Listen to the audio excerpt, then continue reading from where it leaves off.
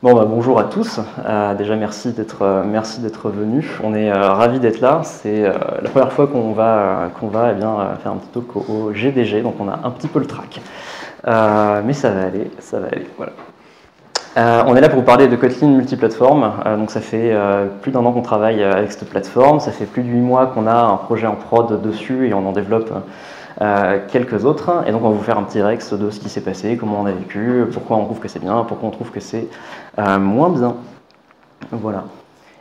Et on va se présenter très rapidement. Moi je suis Rémi Sanfélu, je suis iOS Tech Leader et Kotlin multiplateforme Tech Leader à la Mobile Factory, ou la Factory pardon, de Soprasteria. Et Julien Fexo, je suis architecte solution à la Factory Soprasteria, et entre autres expert Android et gros fan de Kotlin multiplateforme, donc c'est totalement objectif comme présentation. Ça marche. Ok, alors, je pense que personne ici n'est né en 2019 dans cette salle, donc vous avez tous probablement au moins entendu parler une fois de Kotlin multiplateforme. L'objet de ce talk, c'est pas de vous représenter tout ce que c'est, comment ça marche, à quoi ça sert, etc. Mais pour ceux qui ne connaîtraient pas forcément le sujet, Kotlin multiplateforme, en 3 minutes, c'est un outil qui a été démarré en 2016 par JetBrains, qui est développé très très activement, notamment on voit qu'il y a eu pas mal de talks à la KotlinConf, il y a un gros investissement qui est fait par JetBrains sur le sujet, et avec raison parce que c'est plutôt cool. Et en gros, à quoi ça vous sert? Ça vous sert à écrire une base de code commune dans un source set spécifique dans lequel vous allez pouvoir expectiser des fonctions que vous allez ensuite implémenter dans vos plateformes spécifiques et le tout en Kotlin. Donc par exemple, si j'ai une fonction best_platform que je ne veux pas définir dans ma lib common, et bien dans ma lib iOS, je vais définir best_platform va me retourner iOS, et dans ma lib Android, je vais retourner best_platform va aussi me retourner iOS parce que voilà, c'est quand même vachement mieux. Bon, c'est petit, c'est mesquin, donc j'en attendais pas moins d'un iOS. Ce qu'il faut savoir aussi, c'est que dans cette base de code partagée, on peut, et c'est le principal intérêt, avoir beaucoup de code clean qui est mutualisé. Le mécanisme actuel expect, c'est uniquement pour quand il y a besoin. Voilà. Alors, Kotlin multiplateforme, ça vous permet de targeter plein de plateformes en pratique. Donc ça regroupe 3 chaînes de compilation sous-jacentes. Kotlin.jl, que vous connaissez bien si vous faites du Kotlin sur Android depuis un petit moment. En gros, vous codez en Kotlin, ça va générer du bytecode Java, donc vous pouvez cibler Android ou la JVM tout simplement. Mais il y en a d'autres. Donc typiquement Kotlin.js vous permet de transpiler votre code Kotlin en JavaScript et vous allez pouvoir l'exécuter dans votre navigateur ou en Node.js. Et on a Kotlin native qui vous permet, comme son nom l'indique, il n'y a pas de surprise, de compiler nativement, donc ça génère des instructions assembleurs. En targetant plein de plateformes, donc du Linux, ARM, x86, MIPS, donc typiquement si vous voulez faire du Raspberry avec, c'est possible, ou d'autres plateformes workées. Tout ce qui finit en OS, iOS, macOS, tvOS, watchOS, aussi donc du natif Android NDK si vous voulez être au plus proche de la structure sous-jacente, du WebAssembly et même du Windows Mint GW, on n'arrête pas le progrès. Donc Kotlin multiplateforme au final c'est une surcouche à ces différentes chaînes de lib qui vous permet d'avoir une façon harmonisée de tout adresser en même temps. Dans l'idéal, vous codez une fois, ça arrive partout en natif. Donc aujourd'hui, au menu, c'est un peu plus d'un an qu'on travaille là-dessus, on vous propose soit de parler de notre client, de son app, de son contexte projet, de sa vie, voilà, ses tripotins, soit de vous faire un retour sur l'architecture technique et un retour d'expérience de comment on vise tout ça. Voilà, sachant que malheureusement, dans les faits, on n'a pas l'autorisation de parler du client, ni de l'application. Donc, croyez-nous, elle est en prod, elle existe. Par contre, voilà, on peut pas vous citer le nom, malheureusement. C'est dommage parce que j'avais des potins, c'est tout sympa. Du coup, on avance. Notre challenge principal sur cette table en particulier, c'était d'avoir on avait une UI qui est relativement simple en pratique. En revanche, une logique métier et une complexité du métier qui était vraiment complexe. Il faut imaginez-vous une petite machine virtuelle qui tourne derrière l'application et qui fait tout ça. Qui va avec et qui en découle, on avait une logique de certification et de test qui devait être vraiment balèze dans le sens où l'application n'a pas le droit à l'erreur en termes de mode de fonctionnement, quelle que soit la plateforme. Et en parlant de plateforme, eh bien, ça c'est toujours sympa, on ne savait pas exactement quelles étaient les plateformes qu'on ciblait. Il y avait forcément Android et iOS, On nous avait dit qu'il y aurait certainement du web. Voilà, on savait pas. De ces différents entrants, on découle un certain nombre de drivers un petit peu d'architecture. Donc le premier c'est la robustesse, on a introduit qui doit être littéralement bulletproof et qui doit fonctionner parfaitement et avoir tout le temps les mêmes réponses et les mêmes comportements sur le terrain. Il en découle du coup qu'il y avait un certain nombre de problématiques par rapport à la portabilité sur les différentes plateformes, puisqu'on veut que ça se comporte de la même façon. Voilà. La cohérence entre les plateformes et la testabilité étaient donc des éléments clés, et ça nous amène logiquement à avoir envie, très envie, de partager le plus de code possible. Donc la maintenabilité, ça fait partie des drivers, mais c'est tout le temps un driver quand on fait l'application. C'est une conséquence du fait qu'on arrive à mutualiser le plus de choses possible. Un dernier petit point qui était plus un objectif qui était interne à l'équipe. On voulait garder le code natif dans les applications natives. C'est-à-dire qu'en gros, on voulait minimiser l'utilisation du mécanisme actual expect, on verra un petit peu après pourquoi. Mais en gros, on voulait avoir gardé des bases de code multiplateformes et natives. Merci. Du coup, au niveau du design technique et de voir un petit peu comment on a découpé ça. Donc là, on affiche une stack applicative relativement classique. On a du très bas niveau, file system, network. On a du haut niveau avec l'UI.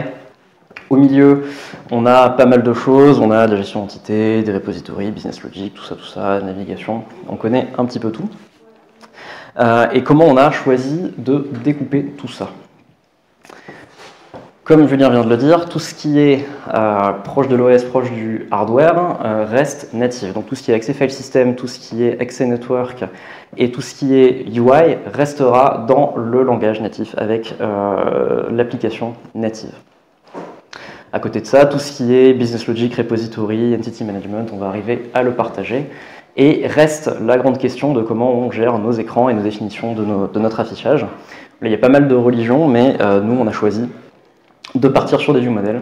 Donc en gros, on a des définitions abstraites d'écran et de leur comportement qui sont réalisées en Kotlin multiplateforme. Et derrière, en fait, ces view models vont être transmis à l'appli native qui va écouter quel view model elle doit afficher et ensuite hydrater l'écran qui va bien derrière. Voilà.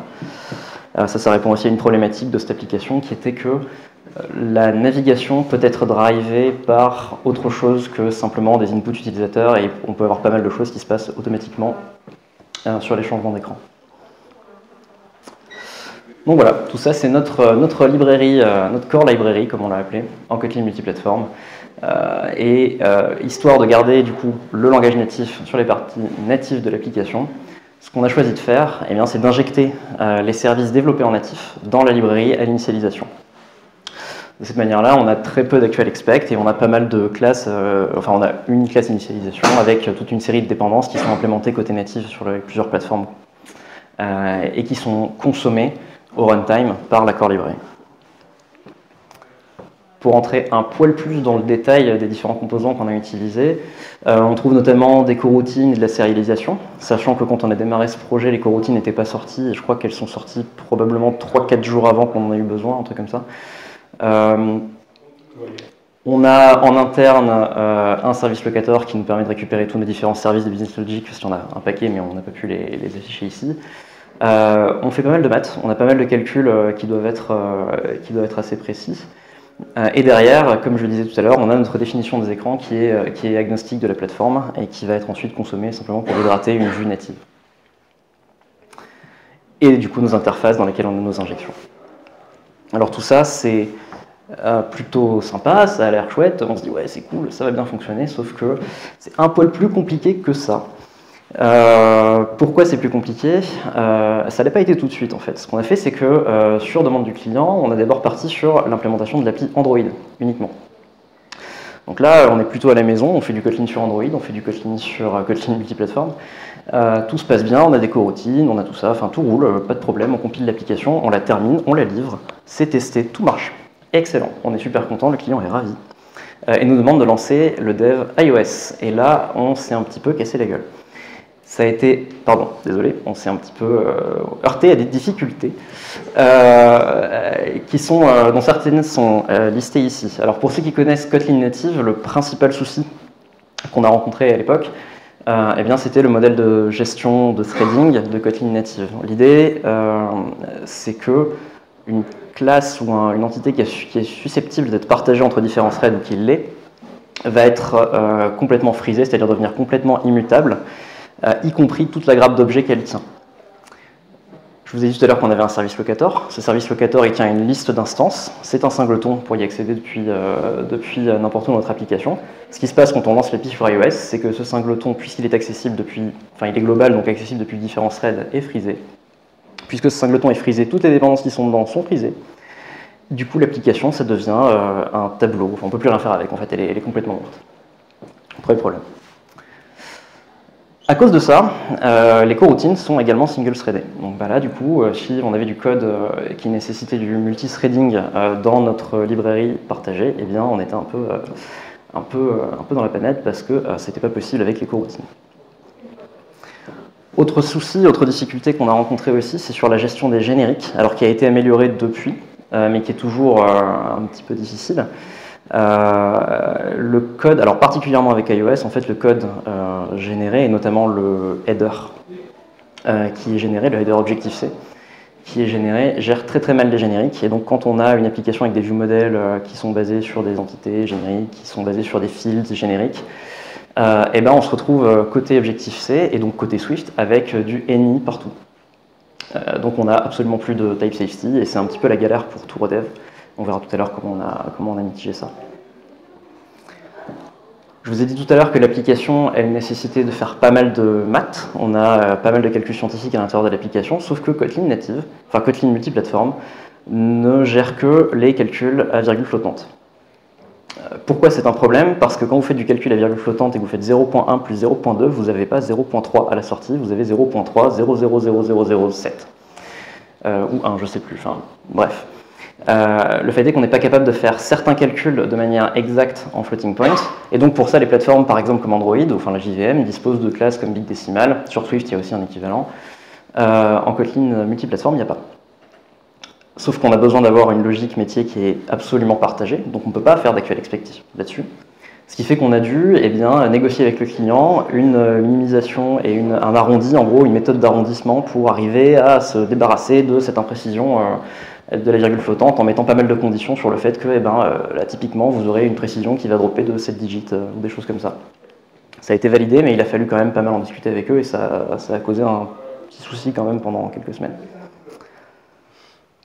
Autre truc sympa, Kotlin multiplateforme aujourd'hui n'a pas de gestion de date. Il va vous falloir utiliser soit une librairie, notamment une qui s'appelle Clock, qui est pas mal, mais qui est une dépendance à rajouter à votre projet, ce qui serait pas mal d'éviter. Ou alors faire de l'actual expect vers les classes natives de votre OS, etc. etc. Donc on reparle là-dessus. Pour refactorer tout ça, ce qui serait sympa, c'est de pouvoir s'appuyer sur un bon debugger avec des bons breakpoints, etc. Sauf que c'est un peu moins vrai aujourd'hui avec AppCode, mais c'est toujours un petit peu compliqué. Le debug de la lib Kotlin native est un peu compliqué. Ce qui s'avère être un obstacle supplémentaire à l'adoption de la technologie et puis au refactoring qu'on a dû se payer au moment où on s'est rendu compte de tout ça.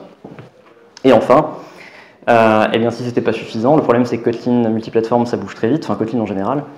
Les libs bougent très vite, ce qui fait qu'il faut exactement aligner la version de l'IDE, la version de Gradle, la version du plugin multiplateforme, la version de Kotlin et la version des librairies, histoire que tout se passe bien, sinon il n'y a pas de code complétion, sinon ça compile pas, etc. etc. Donc ça c'est un peu la misère aussi, on passe vite 2-3 jours un peu frustrants à trouver tout ça parce que c'est pas super bien documenté.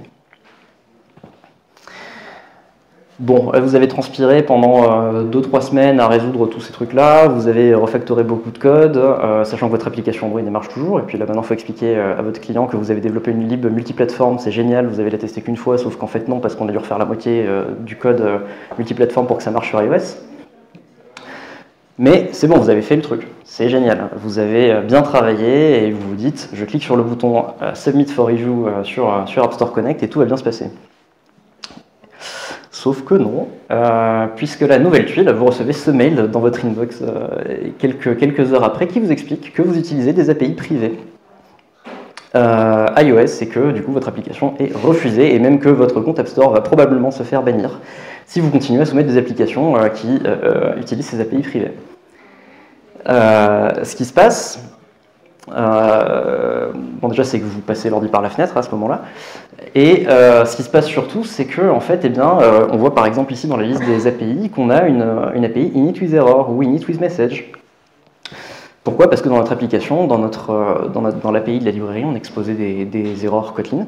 Ces erreurs Kotlin, quand elles sont compilées pour iOS, elles génèrent un constructeur, un initializer, pardon, qui s'appelle init-with-error, qui a le même nom qu'un autre initializer de la librairie auquel on n'a pas accès.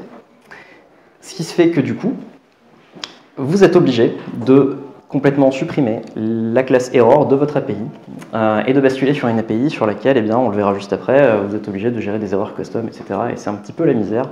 Donc vous êtes reparti pour 1 ou 2 semaines de refactoring pour la gestion de vos erreurs, etc. etc. Et vous transpirez, mais là, quand vous soumettez, ça fonctionne et votre application est enfin disponible sur iOS. Et vous pouvez un petit peu souffler. Et puis finalement, du coup, quand vous en arrivez là, vous vous dites que c'était pas mal quand même. Ouais, bon, même si j'ai pleuré, mais c'était quand même cool, avec un cas, de faire ce projet. À la fin, la finalité, c'est qu'on arrive à avoir, donc ça ne s'invente pas, 69% de notre code qui est mutualisé dans chaque application. C'est quand même une énorme partie. Globalement, il nous reste du layout, de l'intégration de file system et de network, mais pas plus.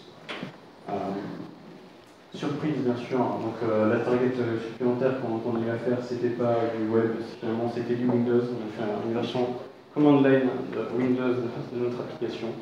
Voilà, donc on pourra en parler après si vous voulez, imaginez ce que ça représente. On a pu partager notre base de test, donc ça c'était un élément clé et c'était important pour nous, donc c'était cool. Bon, après, bien sûr, maintenant, sur du test performance, on est sur du natif, comme on dit tout à l'heure, c'est-à-dire qu'on est sur des performances natives avec des écrans développés nativement, donc pas de problème à ce niveau-là, tout va bien, tout est cool. Alors, maintenant, on va vous filer un petit peu nos solutions, en fait. Nous, on a joué, on a perdu globalement, donc on va vous donner des tips et des solutions pour que ça se passe un peu mieux pour vous sur votre première expérience, si d'aventure vous voulez tester et vous lancer en liste d'armes sur Kotlin multiplateforme. Déjà, le premier tip, c'est de garder le lien pour la fin, finissez par envoyer. Voilà. Commencez par les chaînes de compilation les plus compliquées, typiquement Kotlin natif, Kotlin JS. Vous pourrez avoir plus de problèmes que Kotlin pour Android qui permet tout. Enfin, qui permet tout ce que permet. Donc ça, c'est relativement important. Sinon, vous allez avoir des problèmes. Évitez le pattern singleton dans votre ligne multiplateforme, sinon, bien, comme on l'a dit tout à l'heure, vous allez mettre dans un truc qui risque de vous mordre très très fort et d'être assez compliqué à sortir.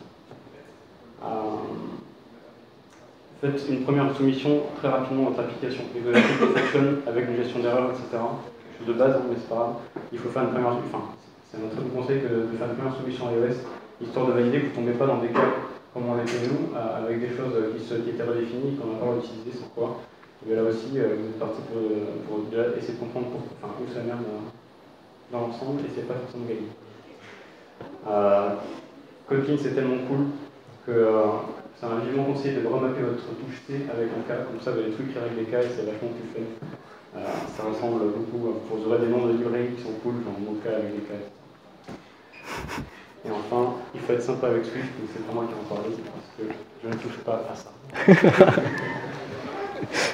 Merci. Alors effectivement, il faut être gentil avec Swift, déjà parce que c'est trop bien, mais surtout parce que, pour rappel, en fait, l'interop iOS Kotlin multiplateforme ne se fait pas avec Swift, elle se fait avec Objective-C, qui lui a une interop avec Swift, enfin dans l'autre sens. Ce qui se passe, du coup, c'est que vous avez quand même pas mal de choses sur lesquelles il faut être bien vigilant quand vous faites votre application iOS.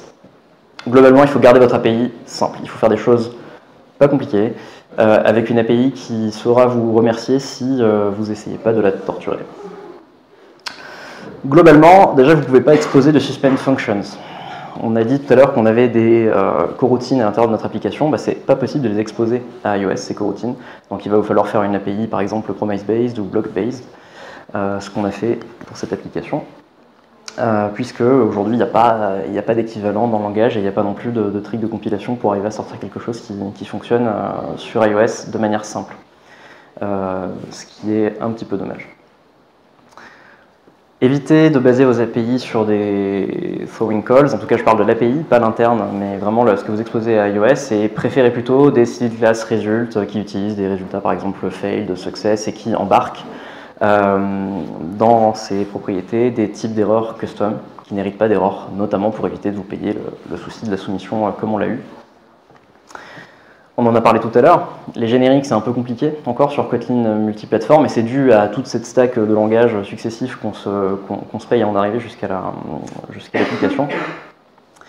Il y a un support qui est expérimental que vous pouvez activer dans les flags Gradle qui gère pas tout, mais qui gère certaines choses. Je ne vais pas rentrer dans les détails parce que franchement, je pense que je ne serais pas capable d'expliquer tous les détails de ces complexités, mais il y en a pas mal. Il y a une section entière de la doc qui est consacrée à ce truc-là si ça vous intéresse.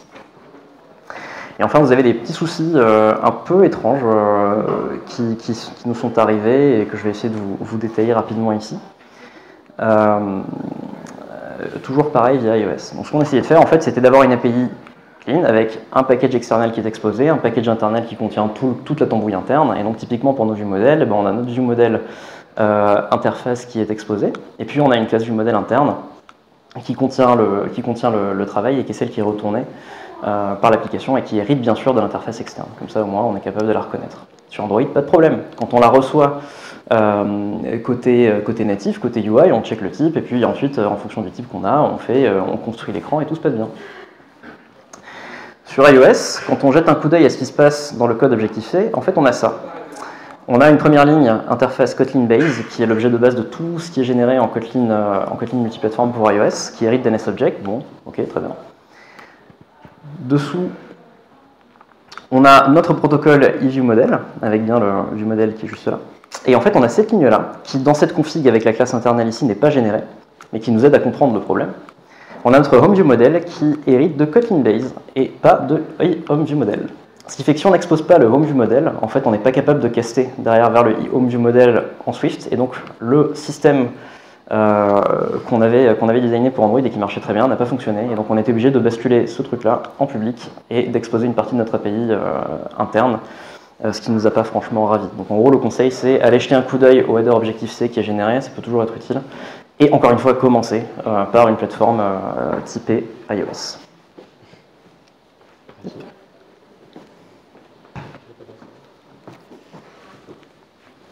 D'autres petits tips rapidement. Alors déjà l'intégration continue, donc là c'est plutôt une bonne nouvelle. C'est basé sur Gradle, c'est comme ce que vous avez dans votre environnement Android, donc globalement ça marche bien, c'est assez facile. Des textes, je ne sais pas si vous connaissez, pour la callimétrie en Kotlin fonctionne très bien également. Donc tout ça c'est cool, ça se câble et ça marche. Alors multi versus monorepo, c'est un deuxième type. Alors, on pourrait, j'ai bien envie d'ailleurs de faire une conf entière là-dessus, mais on peut en parler longtemps. De manière générale, quand vous avez une lib, comme ce qu'on a fait là, typiquement une core lib qui est à côté, et ensuite votre application mobile qui en dépend, si vous faites ça en multi-repo, et que vous faites des feature branch, c'est beaucoup aussi, vous allez vous retrouver avec une lib et une application qui sont en permanence décorrélées en fait, parce que vous allez faire des évolutions sur des feature branch côté core lib, des évolutions côté app, et il faut que vous attendiez que ce soit le merge côté core lib dans le repo, buildé par l'intégration continue pour que ce soit disponible dans votre application. Donc en pratique, ça veut dire que si vous faites du multi-repo dans une configuration comme ça, et que c'est la même équipe qui développe tout, sans qu'il y ait de planning clair de qu'est-ce qui va être embarqué à chaque fois, eh bien vous aurez le CI qui sera pété en permanence parce que votre application ne sera jamais alignée avec votre core lib. Donc si vous voulez pas si vous voulez pas en gros que votre CI ne serve à rien, il vaut mieux tout mettre dans un repo, c'est plus facile. Un autre type, vous ne pouvez pas créer plusieurs libs côté multiplateforme et les importer dans votre application iOS. Pourquoi? Parce que le framework qui est généré, en fait, redéfinit un certain nombre de headers, et si vous faites deux libs, ça va surcharger deux fois les mêmes choses, et au final, ça ne couche pas bien ensemble. Donc, le hack, l'astuce qui existe par rapport à ça, c'est simplement que votre application native, elle peut hériter d'une seule lib, et vous pouvez par contre dans cette lib côté multiplateforme ajoutant en dépendance plusieurs autres libres multiplateformes. Donc au final, ça complexifie un tout petit peu le truc, mais c'est pas infaisable. Enfin, une question simple qu'il faut vous poser quand vous vous lancez là-dedans, c'est quelles sont les features de votre plateforme native que vous êtes prêt à sacrifier en fait au profit de la mutualisation. Donc, typiquement, on l'a vu là, ça fait 2 applications dans lesquelles la navigation, toute la gestion de la navigation, on l'a remontée dans la partie multiplateforme.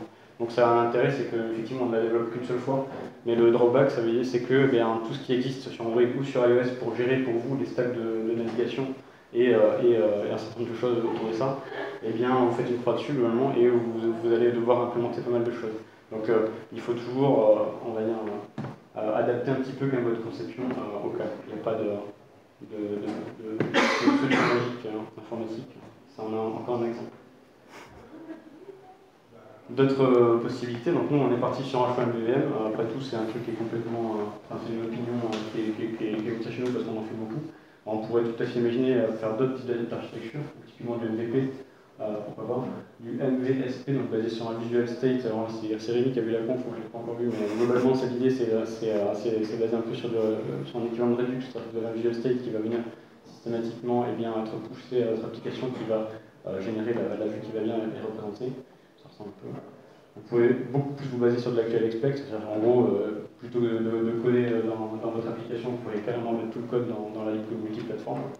Et d'ailleurs, par rapport à ça, il y a une boîte qui s'appelle IceRock qui a sorti pas mal de choses et des confs autour de Moco, donc leur framework, et ils ont fait beaucoup de bibliothèques par rapport autour de ça. Eux, ils sont chauffés. Ils génèrent carrément lui en multiplateforme, donc globalement, ils ont un DSL dédié dans lequel ils déclarent leur layout, leur conteneur, les contraintes et tout, et ça génère leur UI. Ça veut dire qu'ils n'ont plus en fait, eux, ils n'ont plus d'application, ils n'ont plus de code, ils n'ont plus d'application native, de projet natif. Ils n'ont pas un projet Xcode, c'est une application multiplateforme qui génère le projet. Allez voir, c'est intéressant. En fait, tout est, honnêtement, nous, je pense qu'ils sont à trop loin, mais c'est une opinion. Enfin, parce que je me pose la question, Airbnb par exemple, ils utilisaient React Native, ils ont fait machine arrière, ils sont revenus sur des apps natives. Dropbox, c'est des applications C++, ils ont arrêté, ça se comprend. Pourquoi pas faire du full natif? Alors nous, la réponse qu'on apporte à ça, après là encore c'est une opinion, c'est qu'on ne fait pas finalement du post-plateau, en vrai on fait plutôt de la post-compilation. On s'en sert pour générer une bibliothèque native à la fin, qu'on embarque dans notre application native. C'est-à-dire que, pour juste remettre quand même la chose en contexte, notre core lib, une fois qu'elle est compilée par exemple pour Windows, ça génère une DLL, ça génère pas, c'est pas quelque chose, c'est quelque chose qui est figé, qui est stable, qui est lié directement à l'architecture d'un niveau, et il y a assez peu de chances qu'il y ait des évolutions de plateforme qui fassent que notre application va casser. Ce qui n'est pas forcément le cas si vous faites du core de et que vous avez sur le module. Bon ben là, tous les mois il peut se passer des trucs quand Chrome se mange. Merci à la prochaine et à la dernière. Ça marche. On arrive sur la fin de ce talk. Juste une petite vision du coup des features dont on a entendu parler pour 2020 et qui peuvent être vraiment bien intéressantes sur Kotlin multiplateforme. Dans cette roadmap, on trouve le Relaxed Mode, par exemple, qui est un mode dans lequel, en Kotlin native, vous n'allez plus avoir de freezing, ce qui va permettre de déployer des coroutines multithreadées. Donc il commence à y avoir quelques démonstrateurs sur cette question-là, il y a quelques trucs, c'est assez peu avancé encore, mais le sujet est pris et bien entendu. Les dates qui vont être supportées dans Kotlin multiplateforme, c'est dans la roadmap également, et ça c'est tant mieux. L'intégration Gradle qui s'améliore franchement toujours, et on a bossé près d'un an avec, enfin plus d'un an même, et en un an on a déjà bien senti les différences sur la vitesse de compilation, les aides sur l'IDE et même le DSL de Gradle en général, et ça marche pas mal. Et après, il y a d'autres features, comme par exemple la possibilité de faire des source sets intermédiaires. Là, on l'a vu, les source sets, c'était soit common, soit les source sets des plateformes. Vous pourrez faire des source sets intermédiaires pour partager du code dans toutes vos plateformes natives, mais pas nécessairement sur iOS, histoire de pouvoir compiler un source set uniquement sur du natif pour Windows et iOS. Enfin, il y a plein de complexifications après, je ne vais pas rentrer dans les détails. La vision globalement de JetBrains de Kotlin, c'est Anywhere, Anyone, Any App, Any Scale. En gros, partout quoi. Voilà. Du back-end, du scripting, de la CI, du déploiement, des applications, du code partagé, machin. Ça a été cité dans leur conf et en gros l'idée c'est de faire plus que du Kotlin, quoi. Donc, voilà. Globalement, ça c'est un message comme quoi je pense que la techno a quand même une belle vie devant elle et ça peut valoir le coup d'investir un petit peu de temps. Quelques références. Rapidement, avant la fin, on en a parlé, IceRock avec son framework Moco, il y a vraiment pas mal de choses intéressantes. Pour le coup, ils sont très modulaires sur leur framework, donc vous pouvez prendre certains trucs qui vous intéressent et pas d'autres. Donc la partie UI, vous n'êtes pas obligé d'aller la chercher, mais vous pouvez récupérer quelques autres items sympas. Et après la Kotlin Conf, qui est bourrée d'informations. Là, il y a quelques confs, mais il y en a un paquet. Il y en a un paquet qui sont très très intéressantes et je vous conseille d'aller faire un tour, sachant que bon, globalement toutes les confs de la Kotlin Conf sont intéressantes. Mais il y en a pas mal sur Kotlin Multiplateform cette année, si ça vous intéresse. Eh bien, c'est tout pour nous. Merci beaucoup pour votre attention. Et est-ce que vous avez des petites questions pour nous? Oui, il faut un micro.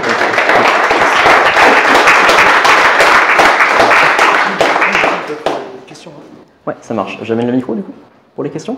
Ouais. On fait comme ça? Ah, ok. J'ai une question.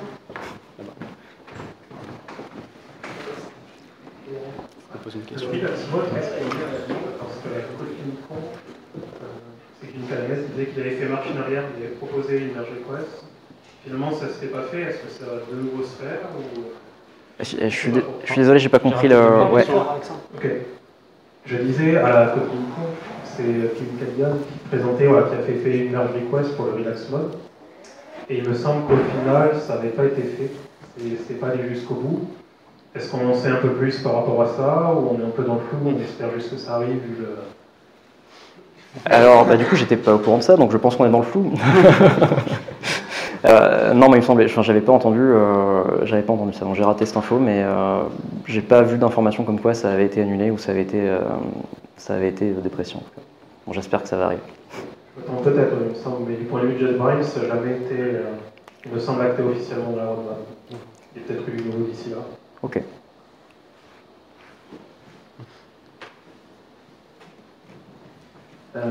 Dans votre architecture, la partie network, vous avez décidé de l'enlever, la partie core. Pourquoi pas avoir utilisé 14? Principalement parce qu'on fait du network en background sur cette application. Et donc en fait, on a pas mal de paquets, à télécharger en background parce qu'on a des choses qui sont assez lourdes. On veut que le paquet continue à se télécharger. On tombe sur du 1 giga de téléchargement à peu près pour fournir les informations de l'application. Et 14, je crois, ne fait pas ça. En tout cas, à l'époque, je ne sais même pas si c'était disponible. Du coup, ce qu'on a fait, c'est qu'on a simplement offloadé cette partie au Download Manager sur Android et puis aux URL sessions en background sur iOS. Du coup, l'injection, vous l'avez fait comment sur la partie multiplateforme? On a développé un tout petit service locator basé sur des annotations. Ça prend 50 lignes, c'est pas grand chose, c'est juste une map basée sur des tips. Enfin, c'est rien de très méchant parce qu'on avait besoin de ça. L'idée, c'est qu'on avait démarré sur Coin et je crois que ça se passait vraiment pas très très bien. Yep. Ça, c'est moi qui ai souffert avec le code. En gros, à l'époque, je sais pas, j'ai l'impression que ça avance un petit peu, mais on ne pouvait pas facilement avoir deux instances de code, une dans la vie et une dans votre application Android qui